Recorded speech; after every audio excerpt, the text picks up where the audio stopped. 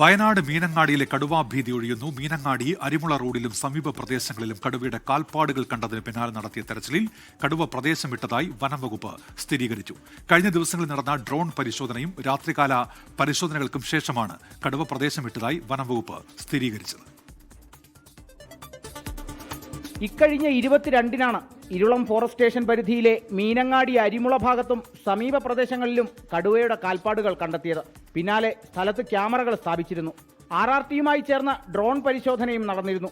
എന്നാൽ പരിശോധനകളിൽ കടുവയുടെ സാന്നിധ്യം കണ്ടെത്താൻ കഴിഞ്ഞിട്ടില്ലെന്നും നിലവിൽ കടുവ പ്രദേശം വിട്ടിരിക്കുകയാണെന്നും വനം വകുപ്പ്. നിലവിലിപ്പോൾ കുറച്ച് ദിവസമായിട്ട് കടുവൻ്റെ ചവിട്ടുപാടുകളൊന്നും കാണുന്നില്ല.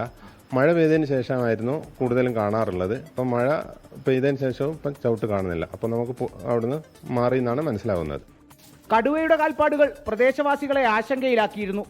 പരിശോധനകൾക്ക് മുന്നോടിയായി വനം വകുപ്പ് ജനങ്ങൾക്ക് ജാഗ്രതാ നിർദ്ദേശം നൽകിയിരുന്നു. തെരച്ചിലിന്റെ ഭാഗമായി പ്രദേശത്ത് കാട് മൂടിക്കിടന്ന ചില എസ്റ്റേറ്റ് പ്രദേശങ്ങളും വൃത്തിയാക്കി പരിശോധിച്ചു. ഇത്തരം കാടുപിടിച്ച സ്ഥലങ്ങൾ വൃത്തിയാക്കാനും നിർദ്ദേശം നൽകി. രാത്രികാല പരിശോധനയും ശക്തമായിരുന്നു. നിലവിൽ കടുവാഭീതി ഒഴിഞ്ഞെങ്കിലും പതിവ് പോലെയുള്ള പരിശോധനകൾ തുടരുമെന്നും വനം വകുപ്പ് വ്യക്തമാക്കി. 24 വയനാട്.